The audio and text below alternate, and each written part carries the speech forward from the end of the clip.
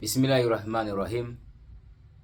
Kila sifa njema anastahili Allah tabaraka wa taala, rehema na amani ziwaendee manabii wake wote, akiwemo wa mwisho wao nabii wetu Muhammad sallallahu alayhi wasallam. Naam, tuko tunawasalimia leo katika mwezi huu wa Dhulqaida,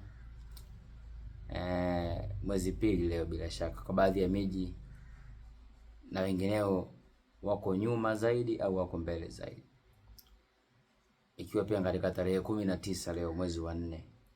Assalamu alaikum warahmatullahi wabarakatuh. Ndugu zangu, hata siku moja sijawahi kuzungumza mimi kusema kwamba niko wapi ama niko upande wa Marekani ama niko upande wa Israeli. Sijawahi kuzungumza hicho kitu. Tumetofautiana katika mtazamo. Mimi ni mtafiti na mchambuzi juu ya masuala ya geopolitics ya kidunia ya leo kwa mtazamo wa imani ya Kiislamu, na wengine mnayatazama katika engo ama katika jicho la kidunia. Kwa tumetofautiana. Nyinyi mnawaona Israeli na Marekani kama ni watu kama nyinyi tu wa kawaida. Mimi nawatazama kwa mtazamo wa kiimani ya kidini, na waona kwamba wale ndio watu ambao kwenye Qur'ani na kwenye Injili waliitwa kwa jina la Yaajuja wa Maajuj, ama Gog and Magog, ama Gogu na Magogu, ndo wale pale. Mimi nawaona vile. Kwa hivyo sisimami na sitowahi kusimama na Marekani na Israeli, never. Nitasimama na ukweli, na nitasimama na Irani kwa sababu wamekaa upande ambao hawataki dhulma. Lakini pamoja na hayo nitasimama na ukweli always. Nitasimama na ukweli. Tumeshazungumza kwamba wale Israeli na Marekani ndio Yaajuj wa Maajuj, ijapokuwa saizi wanajiita Wazayuni, lakini sifa moja inawatambulisha kuwa ni Yaajuj wa Maajuj. Allah kaitaja kwenye Qur'ani, inna Yaajuj wa Maajuj mufsiduna fil ardi, hakika Yaajuj wa Maajuj wanafanya ufisadi katika nchi, wanafanya ufisadi. Kwa sifa yao kubwa, hata wakajiita majina gani, sifa yao kubwa ni kufanya ufisadi na uharibifu katika ardhi. Wamekuwa wakiwafanyia ufisadi na fitna Waarabu tangu wameingia pale mwaka 1900. Toka wameingia pale wamekuwa wakiwafanyia fitna Waarabu. Na Irani nao wamekumbwa, kwa sababu Mtume sallallahu alaihi wasallam anazungumza katika maeneo mawili ambayo haya maeneo yameingia na Irani yenyewe, Khorasan na Isfahan. Haya maeneo yako Irani, ambayo lazima Israeli itafanikiwa kuyabeba haya. Kwa lazima Irani naye pia awe affected na fitna za Yaajuj wa Maajuj. Kitu ambacho Irani anapaswa kukifanya sasa hivi, anapaswa kuisoma Qur'ani. Anazungumza Maulana Sheikh Imran Hussein, anasema kitu ambacho Irani anapaswa kufanya sasa hivi, wanapaswa kufanya kama kile ambacho Dhulqarnain alikifanya. Dhulqarnain alipopata habari kwamba kuna watu wanaitwa Yaajuj wa Maajuj wanafanya ufisadi katika maeneo yetu, Dhulqarnain akafanya nini? Dhulqarnain hakuenda kupigana nao, kwa sababu walikuwa ni wengi sana, wangewaletea madhara na uharibifu mkubwa. Kwa kuwa Juja walikuwa na tabia ya kutoka maeneo ya Eurasia na kuvuka Caucasian Mountains na kuingia kusini kwenda Mashariki ya Kati kwa ajili ya kufanya uharibifu. Walipokuwa wameondoka kurejea kwenye maeneo yao huko ya Eurasia, Dhulqarnain akaona kumbe njia wanaopitia hawa ni hii. Baina ya milima miwili, Sadain wa Sadafain, akatengeneza ukuta wa shaba na wa chuma, akauweka na shaba nzito sana. Kwa Juja alipokuja mara ya pili wakaona kumbe kuna kizuizi, tutapitaje? Hawakuweza kupita, hawakuweza kuukwea. Kwa hivyo ndio njia ambayo Dhulqarnain aliwasalimisha wale watu dhidi ya Yaajuj wa Maajuj. Irani leo anataka kupigana nao, kitu ambacho kitowezekana. Allah amesema ya kwamba ameumba watu ambao ni wakali kwa vita, hakuna anayewaweza kivita.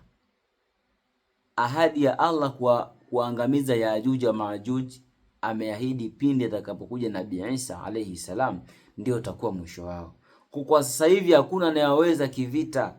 Ndio maana kila anayewawekea kizingiti wasifanikishe malengo yao pale Mashariki ya Kati, wote hao wamekuwa wakipata ugumu na kufa. Sio kama kuna mtu anaogopa kufa kwa sababu ya hilo, lakini naeleza kwamba kila ambaye aliweka kizingiti aliuawa. Muammar Gaddafi, Allah mrahamu, kapigwa chini. Osama kapigwa chini. Wengi sana ambao wameweka kizingiti wamepigwa chini. Irani kitu ambacho alipaswa kufanya sio kupigana nao wale. Alipaswa kutengeneza ukuta kama alivyotengeneza Dhulkarnain. Ajenge ukuta baina yake na Yajuj wa Majuj, wasiingie kwenye nchi yake, wasiingie kwenye ardhi yake. Aeke ukuta baina yao. Na kipindi hichi hawezi kujenga ukuta wa matofali au chuma tena. Kipindi hichi anapaswa kutumia njia gani? Ni kuingia mikataba ya maelewano. Hiyo mikataba ndio itakayoweza kuwapa wao amani. Lakini bila hilo lazima Juja wataendelea kusababisha uharibifu mkubwa ndani ya ardhi ya Iran. Yajuj wa Majuj wenyewe hawanaga hasara. Wataweza kukuharibia nchi yako yote, ila wenyewe hata kama karibu nchi nzima, wenyewe ni siku moja wameshaunda nchi yao. Kwa sababu mfumo mzima wa dunia leo wanaoshikilia wao. Fedha za dunia wao ndio wanaozicontrol. Kwa hata kama ukawadhuru vipi, bado wana uwezo wa kuwa recovered, wakarejea kwenye hali ya ubora wao siku moja mbili tayari.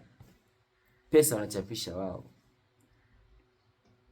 Kwa hivyo nasimama na watu wa Iran, kwa kuwa ni Waislamu, wanatamka shahada, lakini pia wamesimama kuto kuonesha kuonewa. Lakini pamoja na hayo na wahusia, kama ambavyo hata mwalimu wangu pia anahusia, wakitaka kufanikiwa katika dunia ya leo, warejee kwenye kuisoma Qur'ani. Kwenye kuisoma Qur'ani ndiko watu watakaopata majibu. Tuache kutumia akili zetu. Irani wanatumia sana akili zao. Wanapiga sana akili zao, kitu ambacho Juja wamewazidi akili. Juja wanawazidi akili kwa sababu Juja wana umoja afu ni wengi. Ndio maana Dhulkarnain hakutaka kupigana nao kwa sababu ni wengi sana, wengi. Ogopa sana mtu ambaye huyu mtu yeye ameshikilia dunia tu. Hana fikra ya akhera. Yeye anafikiria dunia tu. Yani anajua chochoro zote za dunia kwa sababu dunia ndo anajua, ndo kafika yeye tayari. Wewe na mimi tunafikiria kuna dunia, kuna akhera. Lakini wenyewe wamefikiria dunia ndo kila kitu kwao.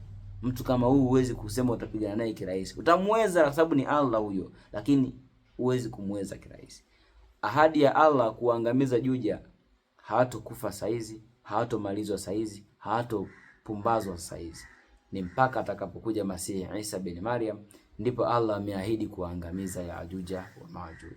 Kwa ndugu zangu, kwa leo ni haya na rai yangu ndio hiyo. Sio mpaka kila mtu aikubali, lakini ninachokiona mimi kwa upande wangu, Irani ili yasalimike, niangeweka makubaliano ambayo ndo kama ukuta kwake, kwamba sitaki hichi na hichi. Alafu aache yale ambayo Allah amekadiria kama kadari kutokea lazima yatokee. Kwa sababu mwisho wa Israeli ni lazima awe mtawala. Ndo mwisho wake utafika hapo. Bila Israeli kuwa mtawala, mwisho wake hautokuwepo. Ndo Mtume sallallahu alaihi wasallam anasema umranu Baitul Maqdis, pindi Jerusalemu itakapokuwa ina nguvu duniani, Madina itashuka thamani. Kwa hivyo baada ya kushuka thamani patatokea vita vikubwa, ambavyo vita hivyo vitapelekea kutokea kwa Dajjali, na ikitokea Dajjali atatokea Masihi bin Maryam, kisha mwisho wake utakuwa hapo. Kwa hivyo lazima Jerusalemu, Israeli iweze kuwa super power. Ikisha kuwa super power ndo kilele chao kimefika. Lakini kama Israeli haijawa tawala, manake hakuna ujio wa Dajjali, hakuna ujio wa Masihi bin Maryam, hakuna ujio wa kiyama, kitu ambacho hakiwezekani kwa mujibu wa Qur'ani na hadithi. Kwa hivyo lazima hili litokee. ili madhara sio makubwa zaidi kwa Waislamu kipindi hichi ambacho hatuna kiongozi wa umma, ni kuwa na subra na kujiwekea kizuizi baina yetu na hao Juja wasifike huku. Kwa kusoma Qur'ani ndiko tutakapopata akili ya kuweka vizuizi vyetu vizuri dhidi ya hawa Yajuj na Majuj, kipindi hichi ambacho fitnatul Masih Dajjal zimeenea kwa kina, kwa kasi na kwa upana mkubwa sana. Kwa ndugu zangu, tumche Allah, lakini pia tusome sana Qur'ani, na sio tusome Qur'ani na tuielewe. Wewe ambaye unajiona kabisa mimi namkubali Ustadh Zaid, mimi sitaki mwanafunzi wangu awe tu ni mtu ambaye haelewi, nataka mwanafunzi wangu awe ni mtu ambaye anadadisi mambo, anatafakari mambo kwa mujibu wa Qur'ani. Anaisoma Qur'ani anaielewa, sio anakariri, anasoma Qur'ani anaielewa. Huyu ndiye ambaye mimi namhitaji, kwa sababu akisoma Qur'ani akaielewa, itakuwa ni rahisi mno kuelewa hata anayoongea kwa zaidi na zaidi na zaidi. Allah tabaraka wa taala ndiye mjuzi zaidi. Assalamu alaikum warahmatullahi wabarakatuh.